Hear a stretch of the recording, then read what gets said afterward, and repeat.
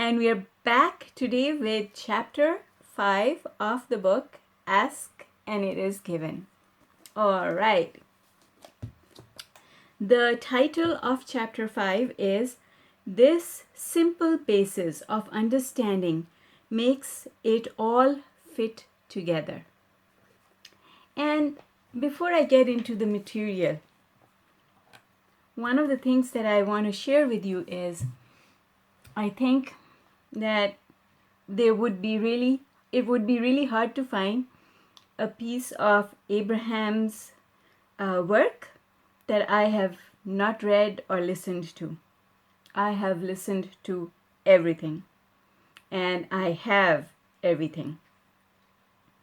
And I go back and listen again and again. But the thing that I want to share with you today is that Abraham, the way Esther interprets Abraham has changed. Abraham has not changed. From day one to today, Abraham has not changed. It is the same energy and the message is the same. What has changed is Esther's ability to interpret it. And that is why the language that we see these days is very different from the language that Esther used to use in the past. And so this book was written by Abraham way back it was published in 2004, I believe.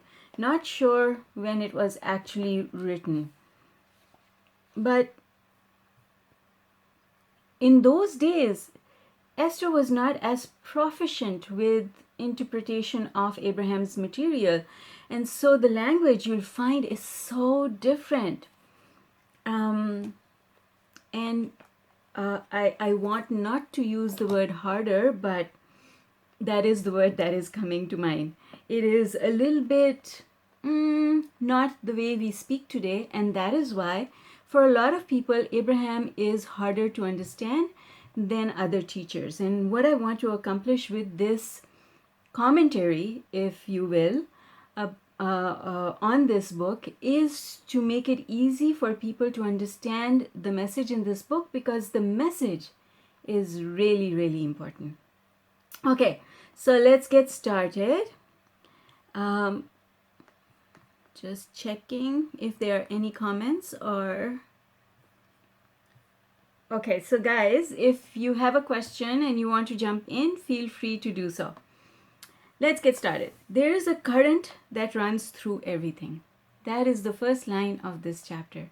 What is that current that Abraham is referring to?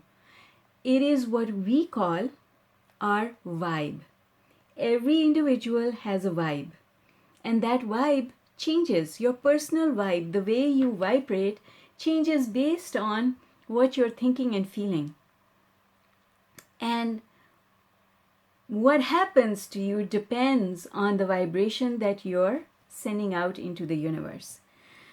And then Abraham says some are aware of this energy, but most humans are unaware of it. However, everyone is affected by it, and that is what makes it the law of attraction. Because it is a law, it is consistent and applies the same way to every living and non-living object in the world. It applies the same way to every individual under all circumstances. So I find it quite interesting when people say, I want to use law of attraction to get more money, but that person is not nice to me and that's their fault. Not their fault. Not when you start really understanding how law of attraction works and you start understanding that you are the reason everything that's happening is happening to you, then you no longer ask that question. You no longer blame anyone else, because you understand that anything that happens to you is because of the way you have been vibrating. So as Abraham goes on, they say, feel for. We've got to feel for the guidance that is always there for us. And the emotional scale is how we receive our guidance. When we are not feeling good, that means that in our thoughts, we are doing something that is causing an emotional reaction that doesn't feel good. If we just change the way we think, we will shift away from that negative emotion. We will feel better. And the importance of that is that when you feel better, the way you look at things changes. Everything looks different. And because it looks different, it feels different. I'm reminded of this understanding, I guess, that a lot of people have shared, and I believe it to be true, is that if two people were walking down a street and they both witnessed a crime taking place, both of them will describe it differently. And that is because both these people are completely different in the way that they are vibrating, because the way you're vibrating affects what you notice. It affects how your five senses collect information from the world and bring it to you. And the other thing that affects what you see or do not see has to do with your belief systems. Some people don't notice things happening around them, and other people notice what's happening. It all depends on your beliefs and your place on the emotional scale. Okay, so then Abraham goes further to say that the law of attraction is a consistent formula and gives us consistent results, which is exactly what I was saying before. It is consistent and therefore it is a law. And Abraham uses the analogy of mathematics in the sense that when you understand how an equation works, you will always get the same result if you do the same operation, same mathematical operation. And so that is how law of attraction works. Every time you use it, you will get consistent results, provided you understand the equation, provided you understand the variables that are included in that equation. Once you gather that understanding, the rest is easy. And that's why the title of this chapter is This Simple Basis of Understanding. Makes it all fit together. Okay, so Abraham then goes on to say that once you start understanding this paradigm or the way law of attraction works, you will actually be able to predict what's going to happen next. Not only for yourself, but also for other people. Yes, you will be able to predict. You will no longer have to use tarot cards or go to an astrologer. And I guess it's been many years. So early in my journey of searching for answers, I used to frequent psychics and tarot card readers. In fact, I was a fantastic tarot card reader myself and still am, but don't feel the need to go to the cards anymore.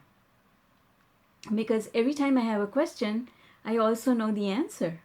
So I don't go there anymore. And when you start understanding the system that is in place, you will be able to predict the future. So I completely agree. Yes, you can predict the future. In fact, if you have the time and if you are interested, I will suggest going to a video that I did some while back called Nothing is Random, and but nothing is predetermined. So nothing is predetermined, which should mean that everything is already predetermined, but it's not. Nothing is random, yet nothing is predetermined. And that's exactly what Abraham is saying here. Now, Abraham goes forward to say that you will never see yourself as a victim anymore, which is where I started when I was talking about how when someone is not nice to you, generally speaking, this is what I grew up with. My mother certainly used to feel that way. She used to feel that it was the other person's fault. And that is what I learned, and that is consistent with how society treats it as well. But in law of attraction, that is untrue. And it is untrue because we start understanding that whatever happens and how people interact with us depends on how we are vibrating. Yes, it depends on how we are vibrating. So if you want to get positive results, you have to pay attention to your emotions, because your emotions tell you how you're vibrating. If you are feeling a negative emotion, even the slightest bit of discomfort or irritation, frustration or worry, or maybe anger, or other really deep dark emotions, all that means is that you are not looking at things the way you should be looking at them if you want the results that you want to get. Now, when Abraham talks about it, they call it the point of view of source, because when source looks at a situation, they only see the perfection of it. All right. So then Abraham says it will be an extremely satisfying experience to identify your own personal desires, because once you start understanding how law of attraction works and then you give birth to a desire, it's actually exciting. It's exciting. It's exciting because you know everything that you think about is possible, and so it's exciting. And at the same time, there's this peace in the heart, that says everything's good, and this doesn't have to come to me exactly the way I see it. It can come to me in any other fashion that the universe thinks will bring me even greater joy than what I'm feeling just now. And that, dear friends, is the most important thing. That is the thing that we need to remember, because if we said that to ourselves, we would not create attachment. Attachment to the outcome is what keeps things from happening the way we want them to. All right, moving on. Abraham says, you are a vibrational being in a vibrational environment. And what they go further to say is, even though it seems as if this universe is matter, is solid, you can knock on that, solid. We are solid, but we are not.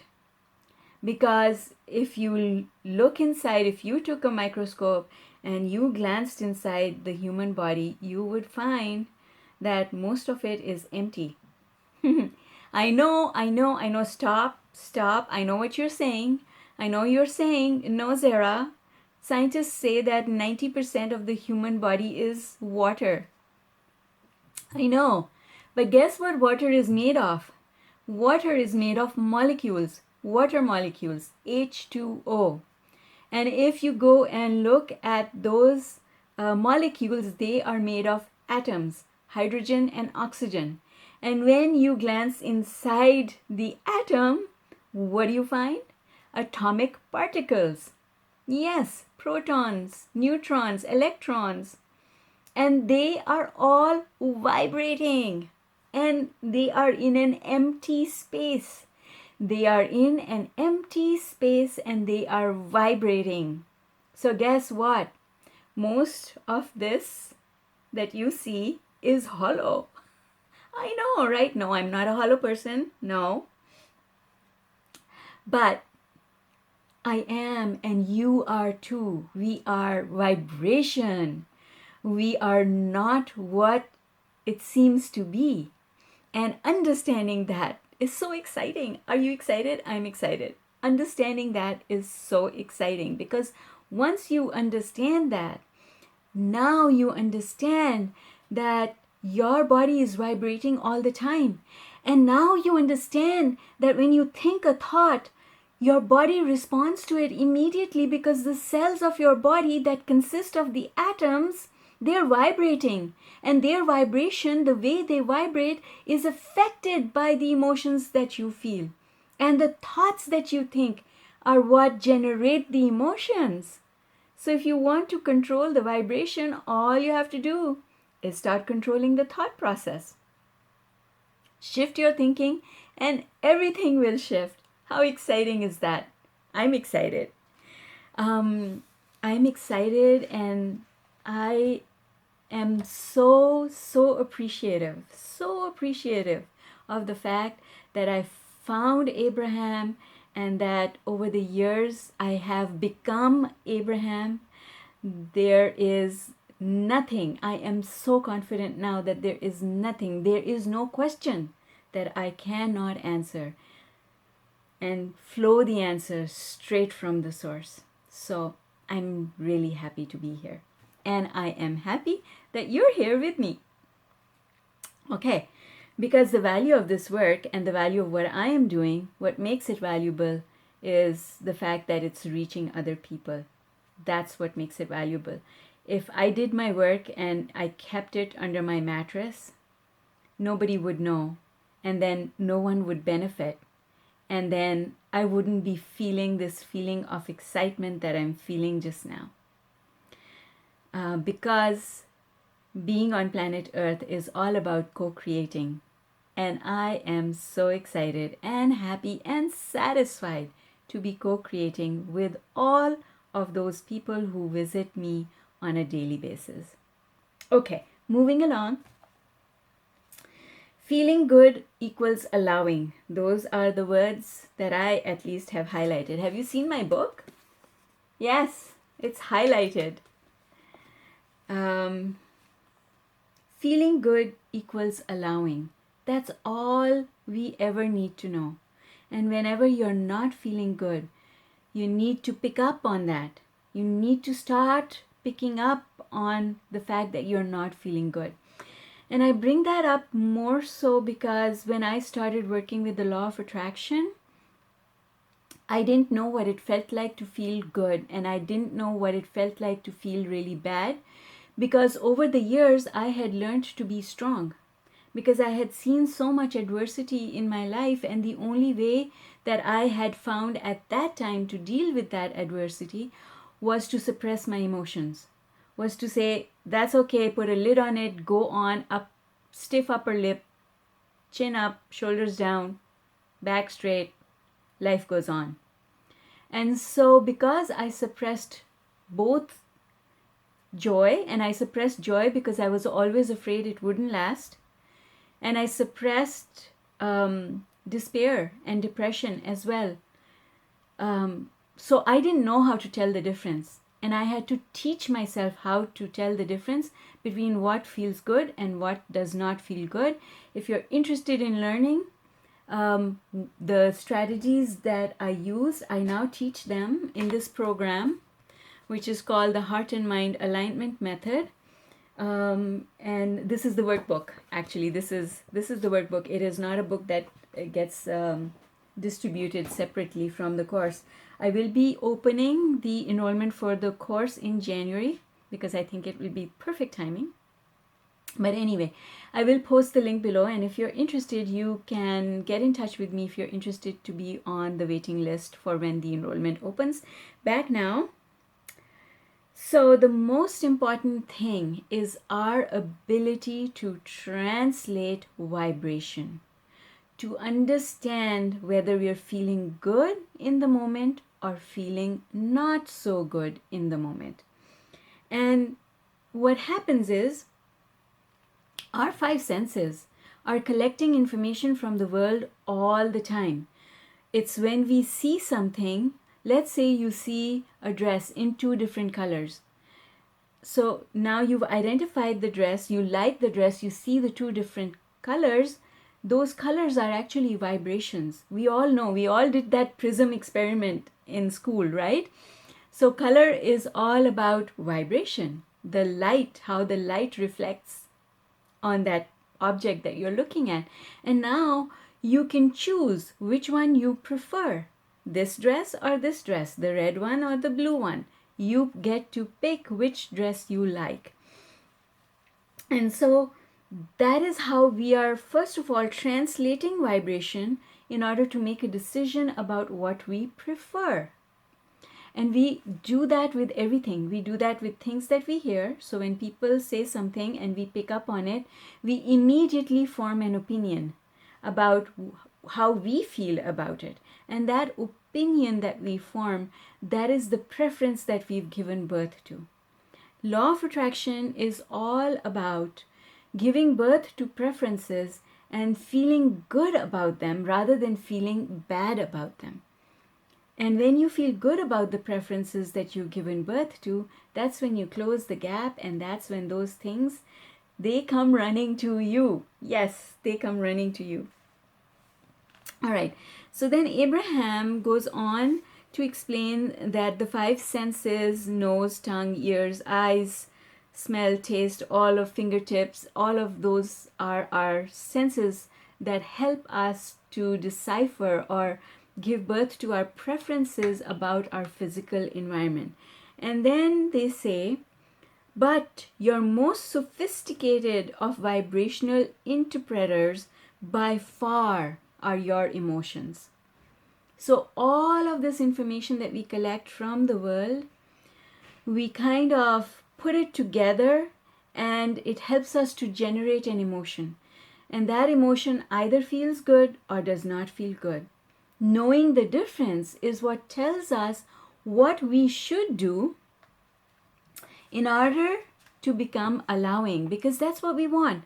We want to allow all these good things, because the premise is, or what Abraham teaches is, soon as we ask, that thing that we have asked for has been created vibrationally. That's what we talked about yesterday, last night or the night before, that it's like steam. Steam is invisible. It's non-physical.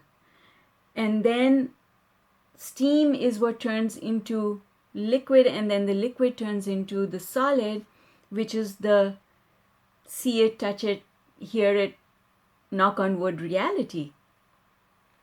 So our vibration, our thought is like that as well. It's our thought that is the steam. And when that thought becomes manifest so that we can actually see it, touch it, hold it in our hands, that's what we call manifestation. The process of getting from here to the manifestation, so from the non-physical thought to the manifested thought, that process is what Abraham calls allowing. That is what allowing is.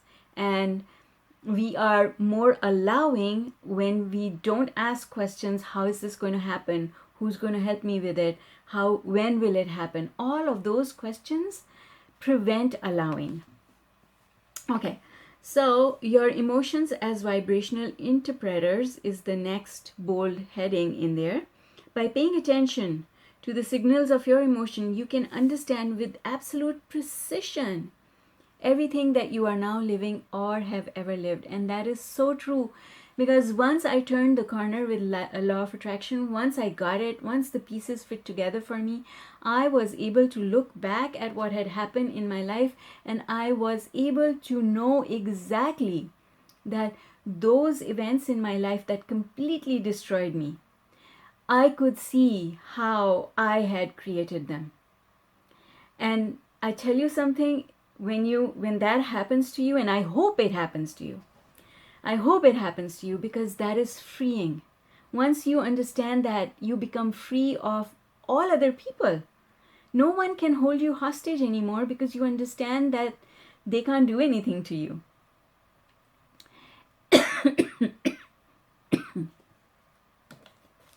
Sorry.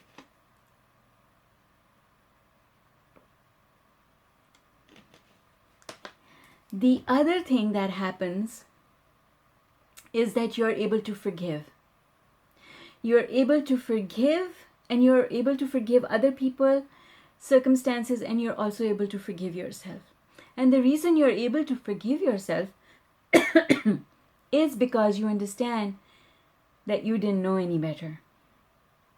Whatever you did was because you didn't know any better. And now, because you're standing in a place where you do know better, then, oh my God, all the doors open and life becomes so peaceful and satisfying. Peace within. That's the title of one of my books, the book about meditation. It's called Peace Within, because truly, truly, that is the most valuable thing. That peace within is so valuable, nothing else can compare with it. Okay, so by paying attention to the way you feel, you can fulfill your reason for being here. And you can continue your intended expansion in the joyful way that you intended it. This is a complex, deep thought that I think deserves more discussion. By paying attention to the way you feel, now that's clear, you can fulfill your reason for being here. What is our reason for being here? Joyous creation. Not unhappy creation, not struggle, joyous creation. And you can continue your intended expansion. Intended expansion. What is our intended expansion? Expansion means becoming more. And the more we give birth to preferences and close the gap, we become more. Just the process of thinking, generating thought, leads to the expansion of the universe, and the universe becomes more. In the joyful way that you intended. Struggle was never intended. Learning lessons was never intended. From the broader perspective, the intention, pre-birth intention, is extremely general, as we discussed when I think it was maybe chapter 1 or chapter 2 of this book that we discussed. That is like the difference between Source having the perspective of the forest and us having the perspective of the trees. So that specificity, that's what we are here for. Specific desires, choosing the specific color of that dress, choosing the exact topping I want on my pizza, choosing the exact amount of salt I want in my food, choosing the exact place where I want to live and how I want my home to look. All of those specific desires, they were not decided pre-birth. Source did not decide those things for us.